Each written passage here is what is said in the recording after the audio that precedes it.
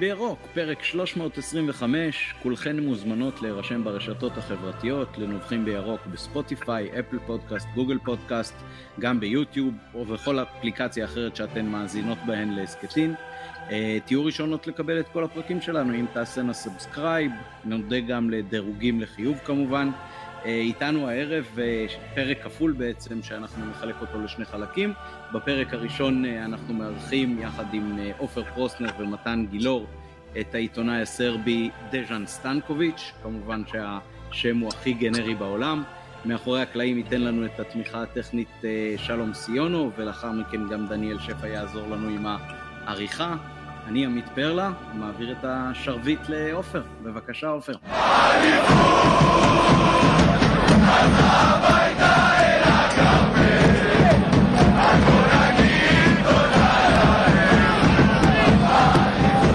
Okay, thank you, Perla, and hello, Deg'aN. First of all, how are you? Thank you very much for coming on our podcast. No problem. Thank you for calling. Excited about the game. What else to say? So, just a little quick introduction. Deg'aN, you are the head editor of Mozart sports website in Belgrade, right, in Serbia? Yes, and also the coach of Red Star, because we have the same name. Okay, yeah, we it's a sneak interview we got there. Yes. So I think the first question, Maccabi played twice against Partizan, but it's the first time that we play against Red Star. And what we would like to know in the beginning, what should we expect in terms of the team? Can you tell us a little bit about how they play, attacking or defending? What are the expectations, from the fans? And who do you think is the favorite here? And after that, we'll go into, a little bit about more stuff. But let's start with, the basics. Yeah, well, the basic stuff, Red Star team now is, we talked about our office last week. Many fans are talking about, is it the best Red Star team after the war in Yugoslavia in the 90s? And we still haven't got there, but they're at least at third place. Red Star had some financial troubles in the 15 years ago. They were almost bankrupted. And then they started building up. And former coach Vladan Milojevic did a great job in securing one group stage of Europa League and then two success in the Champions League, two group stages.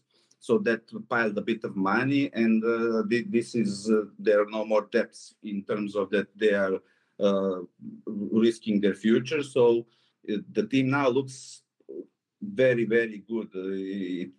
The problem with the Red Star is that you have quite uneven championship, domestic championship. So you can win almost every game in Serbia with, 80% of your abilities to play. So Red Star is, after Vladan Milojevic, former coach, left, he was a defensive coach. I mean, he didn't have the team to play on another level. Then Stankovic came, more players, better players came, and now Red Star is quite offensive, especially in the Serbian league where you can win every game 4-0, 5-0, 6-0, something like that. But they try to play very offensive in Europe. Now, the biggest dilemma we all have this season, they brought some very good players. We will talk about them, of course. But Red Star haven't had a proper game with a quality opponent. So at the moment, all the games that played, even Punic in Europe, it's just not the same level. Armenian teams are not on Serbian level. It was quite easy, 5-0, 2-0 away. So we need to see them in against some stronger opponent. But the players, the team is basically the same for, 2 or 3 years. Some players are even 6 years, like goalkeeper Milan Borjan, left back Milan Rodic, couple of others. And they got, in these last 6 years, the club missed most of the expensive acquisitions. Now it seems that they got it right. So there are two players that are very important. Osman Bukari on the right flank. He's probably the quickest player in Serbia now. He came from Belgium, played in Nantes in France. and also Kings Kangwa.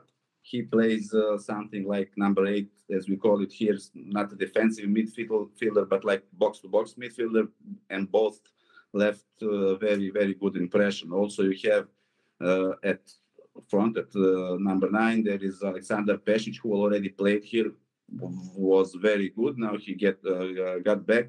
So the team now is quite good, to be honest. I mean, we will see. I don't know. It's hard to say, but because, for example, before when we played the Champions League, and and you think they're excellent, and then comes Bayern, and then you see the difference. You see that you cannot compete with them.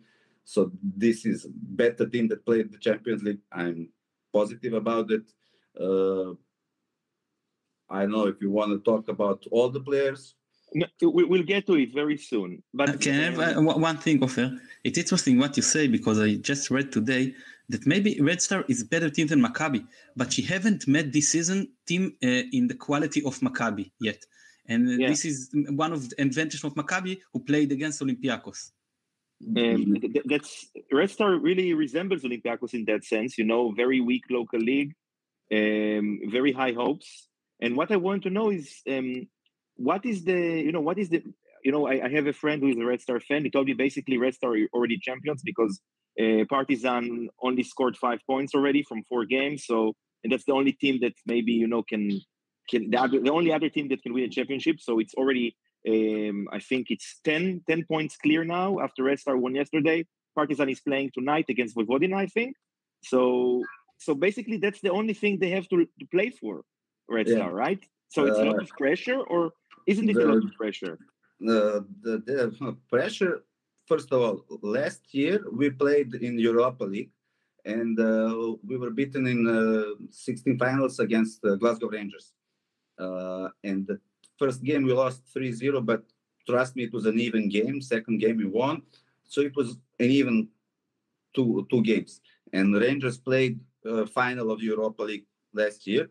So no fan will have a big problem playing in Europa League, because in Europa League we all think, Red Star fan thinks that you can compete for, quarterfinals or even semifinals.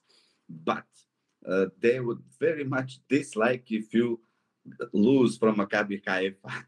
If you lose against Benfica, it's okay. Then we go to Europa League. But Maccabi Haifa is, to be honest, not so big a name here.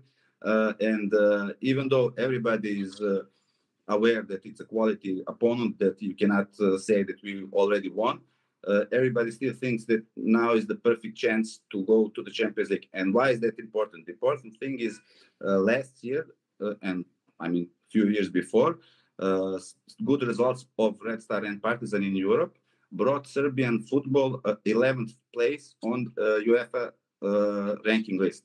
So next year, this year's champion will next year play directly in the group stage of Champions League. Okay. First time in Serbian history. Unless the team that wins Champions League doesn't get to the Champions League through national championship. But 99% we will play, and that is if you go to the Champions League this year and then be champion in Serbia, so you have 2 group stages of Champions League, that is 60 million euros, which is a lot of money for Red Star. So that is why this season is important, because they all think in the club that if you earn 60 million euros in 2 years, you're going to leave competition Serbian for a decade, So no club has that kind of money here in Serbia, not even close. Okay. So another question on that, and then we'll go to the players, if that's okay with you guys.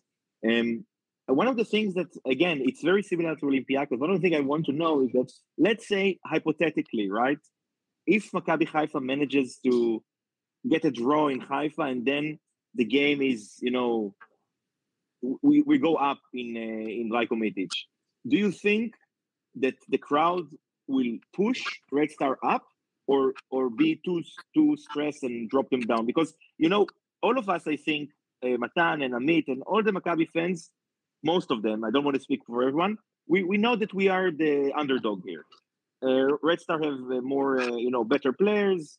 and, they come with more experience, I think, and they're a very strong team. But we're trying to find, for our fans, what's the good point? Maybe some kind of optimism. So do you think that the Red Star fans, if they are like, second game, 2-0 down or something like that, like it was Olympiacos, Matan was in the game, he can tell you, the fans were not very supportive. They were the opposite, They were like, oh, booze. Matan, right? You told us, I think. Yes. When in Haifa, Olympiacos go to the half leading 1-0, Maccabi's fan cheered the players. And in Greece, the Olympiacos fan was booing their players. So, first of all, interesting stuff. Olympiacos fans and Red Star fans are brothers.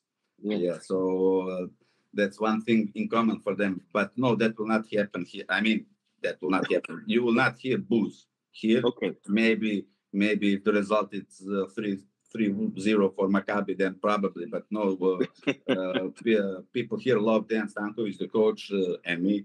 They also love the players. The players, most of the players here already won champions titles for club. So I don't believe that will happen. And yes, you have some kind of tension. And if you don't, for example, if you need to score a goal in a rematch in Belgrade and you didn't score for, 40 minutes, 60 minutes, then the players will probably be nervous. But I don't know. I can say, for example, when Red Star played Champions League against Liverpool, and Trent Alexander-Arnold, who is probably one of the best fullbacks in the world now, Jurgen Klopp removed him from the field after 45 minutes because it was so loud that he was actually lost. He was absolutely terrifying how bad was he. So I mean, he was a kid. He was 18 years old. He was just making his steps in the first team. But trust me, the atmosphere will not be one of the Maccabi's advantages. No, that will not happen. I don't believe that many clubs and countries in the world can compare with that.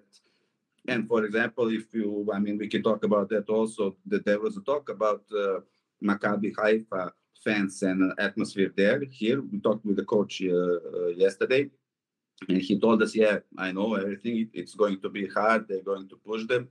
But last year we played at Ibrox, Rangers, and everybody who was there said that was like the best atmosphere that the Red Star fans saw in Europe. And Red Star didn't play good, played okay. So I don't believe that will be some special problem. That they are used to playing in large crowds. There was against Punic, like I said, we all knew that it would be an easy game for Red Star. There was 40,000 people. There will definitely be 55,000 people against Maccabi, and that's full stadium. There will be. Thank you for that. Yeah. So all the fans, אז כמו שתראו, כל מי שנוסע, תחכו לאורך אווירה, כמו שאומר דג'אן, אווירה משהו מיוחד. Can you estimate how many fans will come from Serbia to Haifa?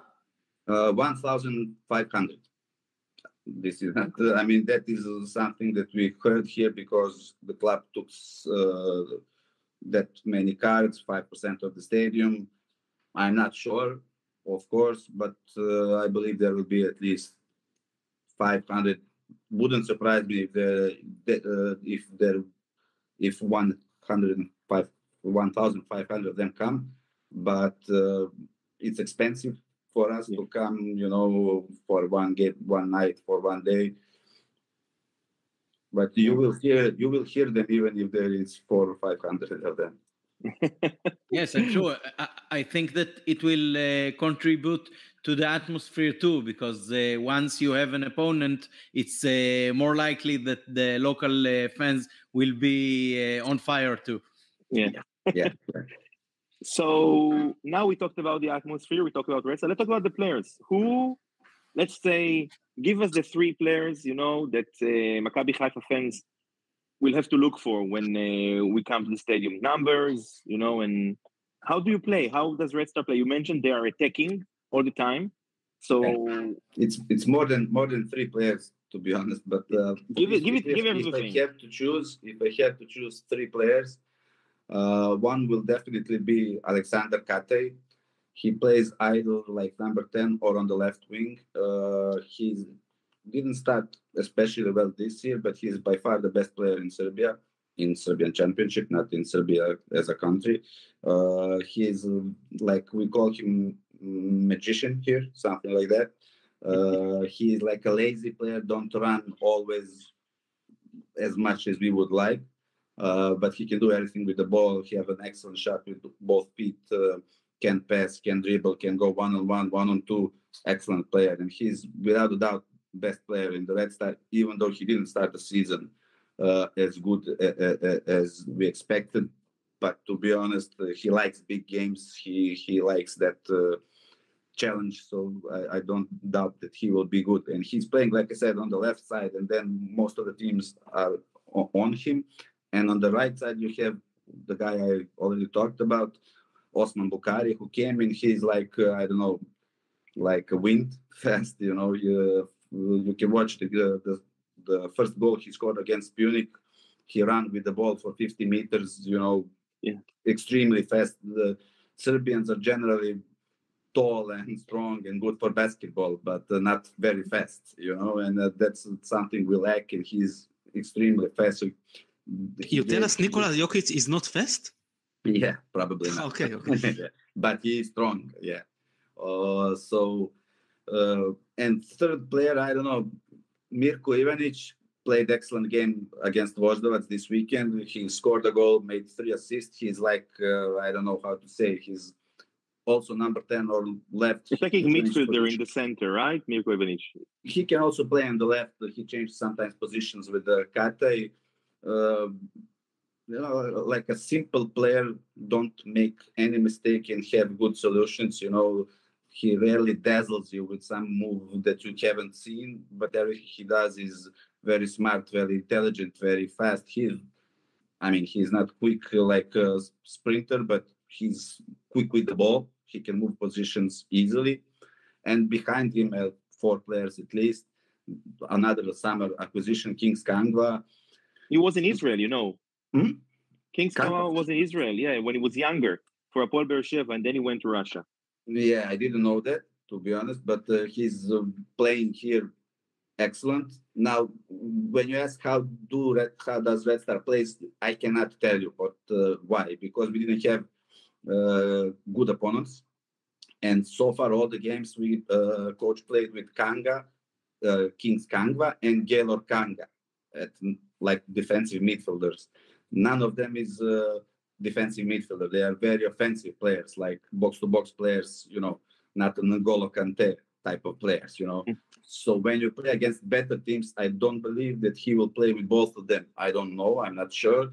If he's going, maybe he's going to put Seku Sanogo or Slavoljub Srnić, someone to give a bit muscle on the field, you know, so you cannot kill us with counterattacks, because we already know that Maccabi is very good there.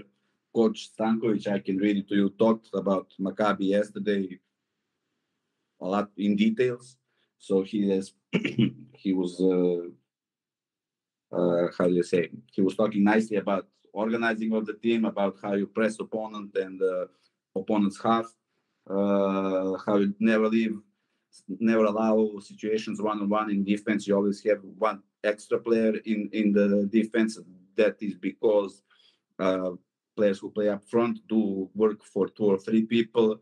He talked highly about Sherry. He said he was a top quality player. He talked highly about Ali Mohammed. I'm quoting. Yeah. He gives them balance, reads the game without mistake. The flow of the ball goes through them, and he's perfectly placed at defense and attack. But he said that about Ali, he said that he's the key player for Maccabi. He also spoke highly about Neto Lavi. His movement radius in both ways is exceptional. That's what coach said. So basically, we don't know how Red Star will play. Like Maccabi, Red Star also changes from time to time, from opponent to opponent. Usually we play in 4-2-3-1 formation. but it can change. We can play with 3 at the back. We can also play something that we saw when Napoli played here in Belgrade. So you play at 4 at the back, but when you attack, then left back mostly goes up. You stay at 3 at the back. Then Stamkos changes a lot, and so far at the big European games, he always did what's right. He surprised everyone with some solutions. He said that he is making some special tactics for Maccabi. So basically, I don't know what to say at the moment. Okay. Just a minute. We also had a magician. Do you know which Israeli player called the magician? No. Maybe you heard about Eyal Berkovic? How? Eyal Berkovic. Yeah. I heard. Yes, so yes. He has a Serbian name. Yeah. He's called the magician. Out of curiosity for our listeners, Degjan, what is the media, if any, says about our Serbian player? You know, we have Bogdan Planic. Used to play for Stiava. Is a very important player for us. Central defender, center of the defense.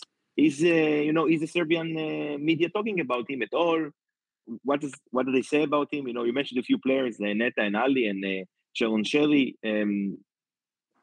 Out of curiosity, you know, does the players that are not playing in Serbia but in smaller teams in Europe, you know, not the big leagues like Israel, do they get in any media attention at all? Yes, they do.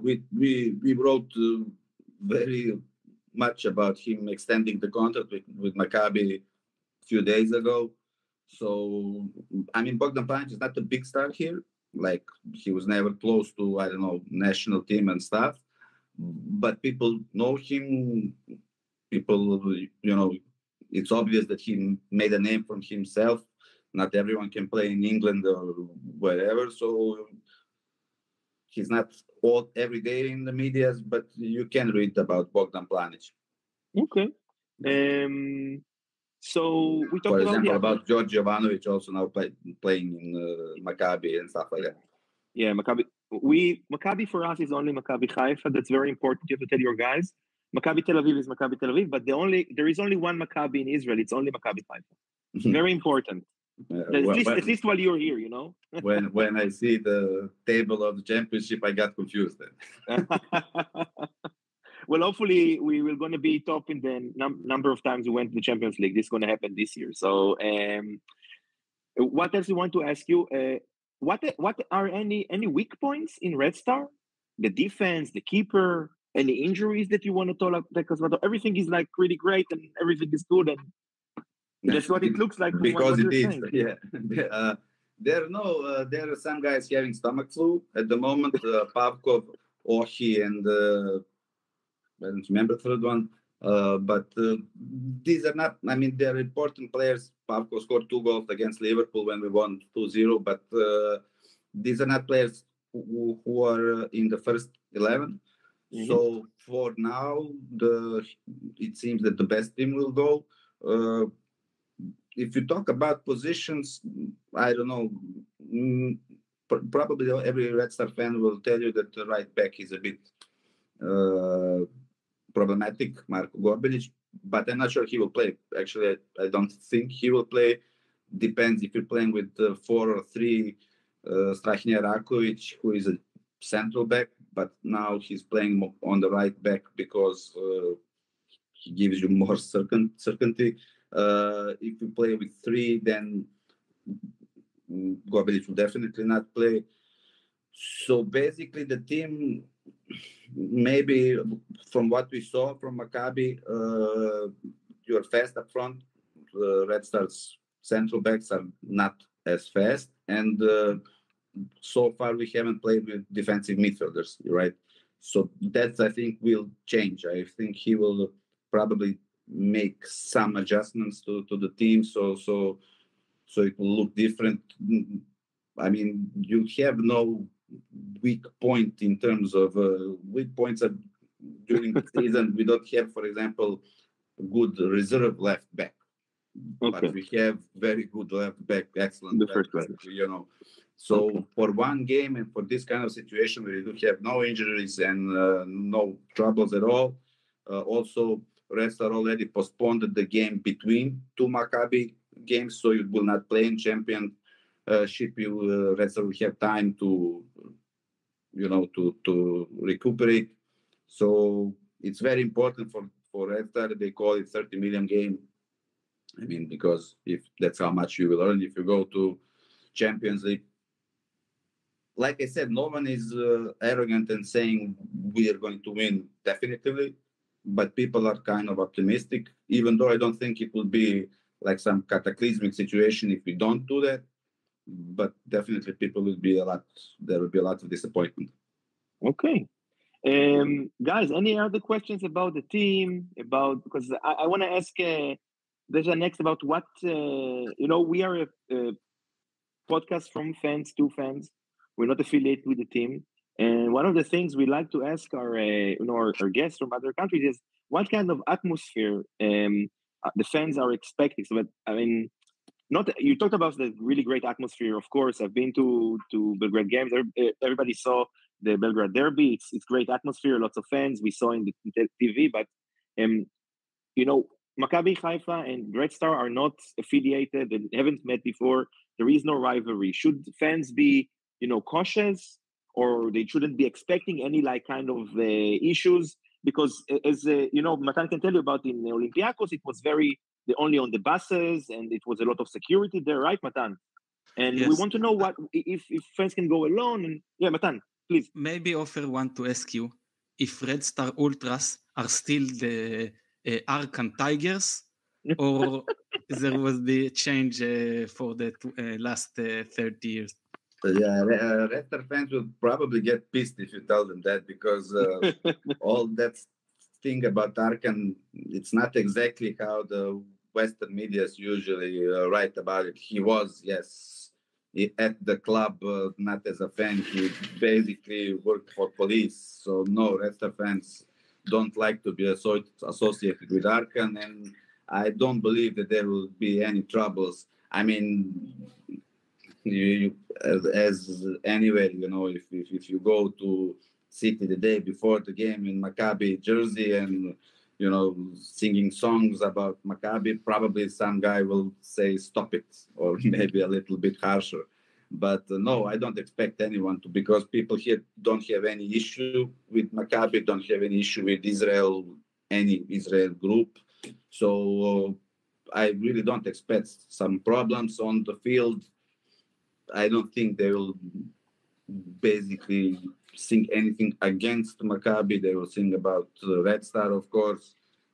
It would be different if, I don't know, teams from Turkey come maybe, or what, some other country. I don't know. Panathinaikos or something. Or Panathinaikos, for example, if they would come. Yeah, that would be a problem. Croatian team would be a problem. Galatasaray would be a problem, because a fan of Red Star was killed 10 years ago in the basketball game. But for Maccabi, I really don't expect anything to I mean, if you have no, provocations in first game, I don't expect anything important to happen. But when I say provocations, for example, here, fans are very sensitive to, Kosovo issue. If you say something about that, some banner, because people in Europe tend to provoke Red Star fans or any Serbian fans by putting, Kosovo flag and something like that. Then no, because of Bogdan Planic, our ultras bring to the games the Serbian flag. Yeah. So not the Kosovo flag. So. Yeah. So basically, I really don't expect. There is no negative emotion about Israel or Maccabi or whatever. We don't like Maccabi Tel Aviv in basketball. I mean, Red Star fans don't like. We don't like Maccabi Tel Aviv. We don't like any kind Maccabi, of sport. Yeah. So it's a beginning. It's a beginning of a wonderful friendship. Yeah. Red Star fans are friends with the club, not so much. Actually, Olympiacos took some players with which Red Star wanted to buy, but Red Star fans are friends with Olympiacos and Spartak Moscow fans. Okay. So I think, unless we have more questions about Red Star to Deg'aan, we would like to have the time that we spoke about before. Talk a little bit about Israeli football in connection with the with Serbian, we had in Red Star, we had in Partizan, we had Bibras Natho, we had Avram Grant was the coach. How is the Israeli football even considered, in Serbia?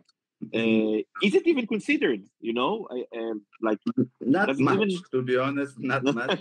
There was a guy from Israel in Red Star now, and Idan Vered? Yes, and he was not so good, left quickly. Bibras Natho is a huge fan of Partizan fans, that they like him. He plays excellent, although he cannot play 90 minutes full tempo now, but they like him, and he's a good player, and if he was a little bit younger, he would be probably the best player in the league. Avram Grant is something like a joke here. Tell us more about that. Give us some stories. That's what we like to know. He came in the club, didn't have much success. They were champions at that time in Partizan because Red Star was much weaker, but he lost, I think, all the derbies he played against Red Star. So he was actually very gentleman with the journalists. He even, when he left Belgrade, he even called journalists 4 or 5 years ago just to ask, "Are you okay?" He left a good impression as a human being, but not that much as a coach. Many people here consider him to be more of a sporting director than as a coach because he had an eye for football. He knew how to see a player.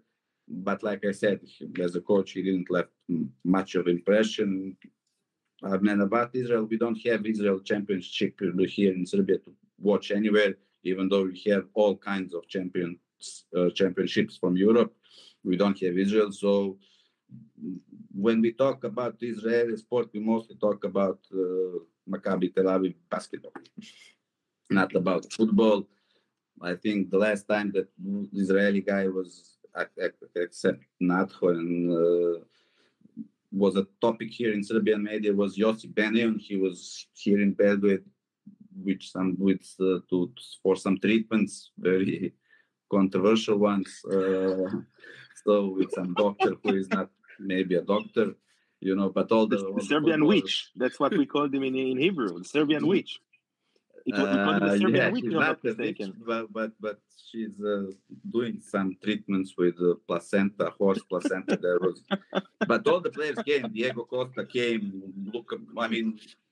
Players came from all over Europe for, I don't know, fixing muscles. Who knows? It probably worked.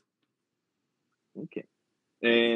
Thank you for reminding us about Avram, talking with journalists after he left. That's very Avram of him. He always was very good connection with journalists. About coach, you can ask some different teams will tell you different things. But he won 2 championships for us, so Yeah, I know. So you're from Belgrade.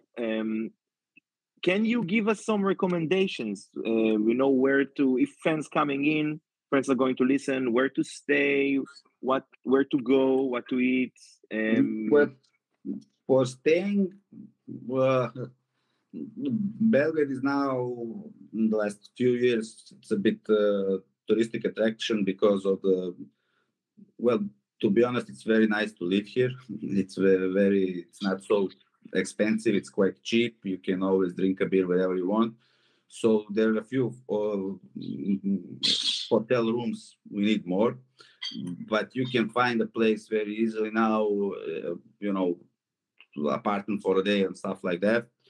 Depends how much money does anyone have, but I believe for Israeli people it will be quite cheap. For example, beer here is around €2.50 at most if you don't go to posh clubs and stuff like that. In coffees, in bars, it's about €2.50, €3 max.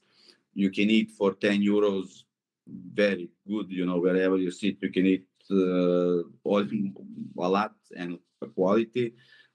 Most foreigners, when they come, they go to Skadarlija Street. Skadarska, it's like a bohemian street in Belgrade with the kafanas. That's something like a typical Serbian, well, not bar. I cannot say it's a bar. It's something like a taverna, like a Greek taverna with sounds and music. Yeah, something like that with music and something like traditional music. You have near that you have Cetinska Street. It's like 50 meters from there. There is a lot of bars, traditional bars, like you can find anywhere in the world. Of course, there on the river, you have clubs, who likes to party a bit more expensive there, but worth a while. So, I mean, I don't have any doubts that whoever comes will have a great time. I can even recommend that if someone comes, try to stay a bit longer than a day or two, because you can really have good time here. And like I said, for most of Europe, it's really not that kind of expensive. Really not. Okay. And what we usually ask, you're a journalist, so I don't know if it's okay to ask you this, but we always like to ask our guests to sing us a fan song, so our local fans know what to hear in the stadium. Would you mind giving us? I would mind because I'm an editor and it would be okay. No, kidding. I had to ask. You know how it is. I used to be a journalist as well. We always have to ask, but you can always say no. Nah. Guys, any other questions for Deg'aan? Yes, Perla. Yes, we know that Serbian footballers are playing around the world at the biggest leagues, and I want to know, how does the crowd of Red Star, of Partizan, of Serbian football feels about that? The expensive players are going abroad and not staying in Serbia. You said that you are almost at the 11th place in the UEFA ranking, and maybe you can be higher if the best players will stay at Serbia. How does the crowd feel about it? Yeah, but basically we get used to it, because it's something that it's not just football related. I mean it is, but it's economy related.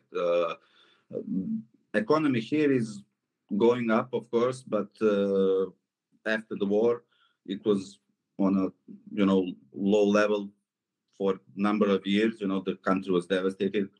So basically, the club for 5 or 10 years ago, you could play Serbian Super League in some lower club for monthly salary of 500 euros. It was that bad. Now it's much better, of course, 10 times better, but still. For example, players like Mitrovic, who plays at Fulham, Sergej Milinkovic, Savic, no league, even Holland league, couldn't keep them in. So we even don't talk about them. The problem is, for example, the players like Filip Đuričić, who plays at Sassuolo, now transferred to Sampdoria. He's an excellent player, Red Star child. Every fan would love him to play him here, but we talked about him. He was quite honest about that. He said that it's not about the money anymore. He doesn't have much more money in Sassuolo than he would have in Red Star. Probably it's about the same. But there you play every week with Milano, Napoli, Juventus, and here you have some lower level clubs that are basically, village clubs almost, so bad fields, you give no fans. It's not very interesting to play and not very challenging to play. So the fans basically know all that. We don't even talk about that as much. They do get irritated when a player who we know is not playing for much more money, when he chooses some other club, but eventually they understand, because football here and football in Germany, Italy, whatever, it's not the same. For example, Bogdan Planic, I hear he got around 450 or 500 euros, 1,000 euros. He could get that money in Partizan or Red Star here, not in the other clubs. And you can come from Israel or I don't know, Poland to Serbia to come back, but if you play in those top leagues, very few players decide to come back until they're old and I have a question. Yes. When your neighbors have a success, like Slovenia, when they win a European champion in basketball, or Croatia, when they go to the final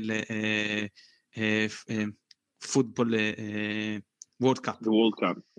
You say, okay, they are neighbors, is our neighbors good for them, or you don't like it? We don't like it. I don't know. But there are, Serbian people are like that. We have a saying here, God forbid if Serbians agree about something. So we are divided about everything, about our history, about restaurant parties, and about everything, left and right and whatever. So there are people that do, I don't know, go to the sea in Croatia and cheer for Croatia and stuff like that. But no, if you're going to look like majority of the fans, Slovenia, for example, won that European Championship winning against us. So no, we didn't cheer for them. Croatia, of course not. That's like the highest sporting rivalry that we have here. The rest, for example, Macedonia, yes, we cheer for Macedonia, and that's about it. Okay. The rest, for example, Bosnia, you have Republika Srpska, which is part of almost half of the Bosnia, where Serbs live. Even they don't cheer for Bosnia, and they are officially living in Bosnia. They are living in Bosnia. They are officially Bosniak, but no, they are cheering for Serbia, and so no. Okay, and who is the bigger star, Nikola Jokic or Nole Djokovic? No, Novak Djokovic by far. Novak Djokovic, even though they're, like I said, we are divided about everything. So we are divided about Djokovic. There are a number of people who don't like him paying taxes in Monte Carlo, but basically Novak Djokovic is like a deity here. Like, he's the top guy for all of us. Everybody respects him.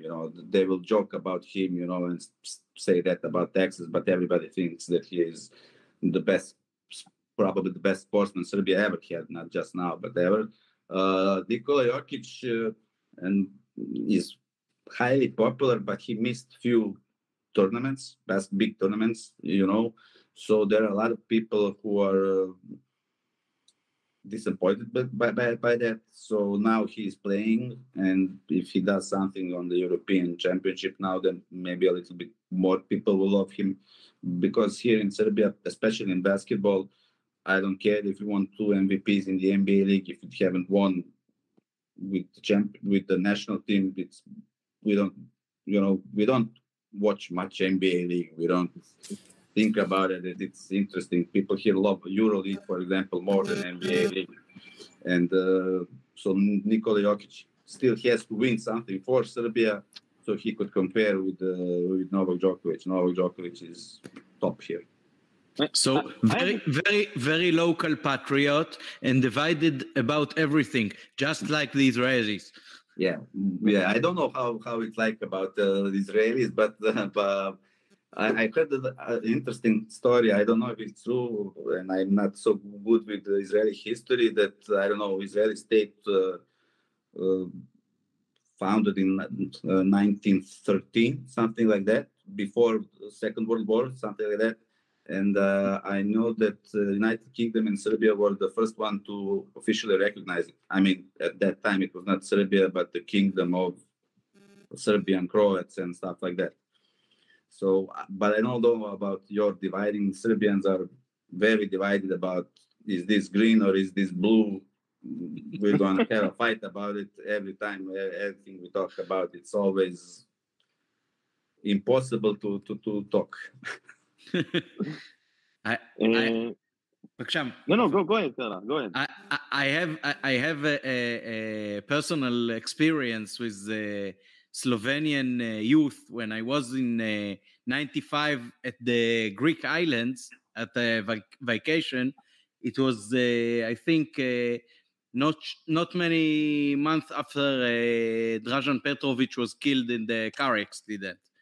And yes. I was talking to someone from Slovenia, and I said that it's very sad about the war because the only team that can beat the Americans is Yugoslavia, when it was Croatia and Serbia and Slovenia and Montenegro and all the countries together. And then he came to me and hugged me and said, now I know you're a good man. And I was blessed to see Dražan Petrovic at the first team he was playing in the Shivnik Shivinka. He was playing in Haifa at the Korach Cup. It was at the early 80s. And it was very, very special moment for me I remember it was more than 20 years ago. Yeah, all the people from ex-Yugoslavia, I have a lot of friends from Croatia. I have a lot of friends from basically every country in the world, but every country of former Yugoslavia. Montenegro is, of course, very close to all of us. Montenegro, Macedonia, the most. But there are maybe not the majority, I'm sure not the majority of the people, but the loudest people, like maybe 10-20% or maybe even a bit more, which inspired that hate that led to a war. So if you talk to Slovenians are all Yugo-nostalgic now, but they were the first one who left that country, so whenever they start talking about Yugoslavia, we always say, why were you the first one to go? So basically, I don't know. It was a good idea. I think it was ahead of time when the country was made, but it will never happen again. And for example, now you have some suggestions, especially football, to make a regional league like you have at basketball. In football, it would be very good league, but basically the fans are not allowing it. And probably it's for the best because maybe someone will get killed, and nobody wants that. Yes. But we know a thing or two about narrative we know here too. Yeah. In basketball, there are no away fans allowed to go to the games. No away fans in that Adriatic League? For 20 years, no. You cannot go when you play wherever outside your country. You cannot go. The journalist who talk about Arkan, he say when they want to interview him. So one of his soldiers, they ask them, which country are you from? And his colleague, he was from Netherlands. So he beat him up. And then he asked him, the journalist, where are you from? And he showed him an Israeli passport. So he hugged him. And he told him, the Serbian and the Israeli are like brothers because you have problem with the Nazis and we have problem with the Croatian who was supported the Nazis, and you have problem with Muslims and we have a problem with Muslims, so we are like brothers. So they let him do the interview. Yeah, possible. I haven't heard about that story, but yeah, very possible. Yeah, like I said, people here. I don't know. I'm not saying people like Israel. I mean, love Israel, but they don't have nothing bad to say about it. I think that in a way they admire part of the country. They admire the way that you succeed to survive, surrounded by people who are not friendly with you. But so that is about of course, you always have the second part of the people in Serbia. We would fight about is Belgrade the capital city of Serbia or not. So DžaN, listen, I want to thank you so much for being our guest. It's been a pleasure. Are you coming to the game? Maybe. No, I'm not. Actually, none of us. There will be, I think, 5 journalists from Serbia that are coming on the end of the game, but we are not coming. We are waiting for you to come. If you come, maybe one of us will come. I don't know who. Maybe the guy down here, Amit, but we still don't know. So thank you so much. And just so that you know, we looked around. We tried to find a very interesting statistic about Red Star and Maccabi Haifa, and the two teams have a joint European record. Did you know that? Two teams are the ones. It's not very good, maybe statistic, but we just beat you in the amount of home grounds that we played in Europe at. We have 10 grounds or 11 that we hosted games because of wars and issues with the ground. I think 11 or 10, Matan? 11 now? Yeah, we hosted in Cyprus and in Ukraine and in Holland and Bulgaria. In Turkey and a lot of places. And I think the story about Red Star after when they had to defend the European Cup. Yeah, they played all over Europe. So I think a few years back we managed to kind of go over that. Is it all okay now down there in Israel? I saw it's always okay, It's always okay. It's like I asked you, you're going to Novi Pazar. You said, everything is cool. It's the same. Everything is cool. Just the media is always, the media. They always make stuff up. I'm kidding. No. But it's gonna be really. It's very calm. Haifa is great. Tell the people that coming, if enjoy the beach. Haifa is the best beaches in Israel. I know Belgrade doesn't have beaches apart from the rivers, but a really cool Mediterranean town. You're gonna love it. It's really, really good. So thank you very much, Deg'An, and thank you, Amit, and thank you, Matan.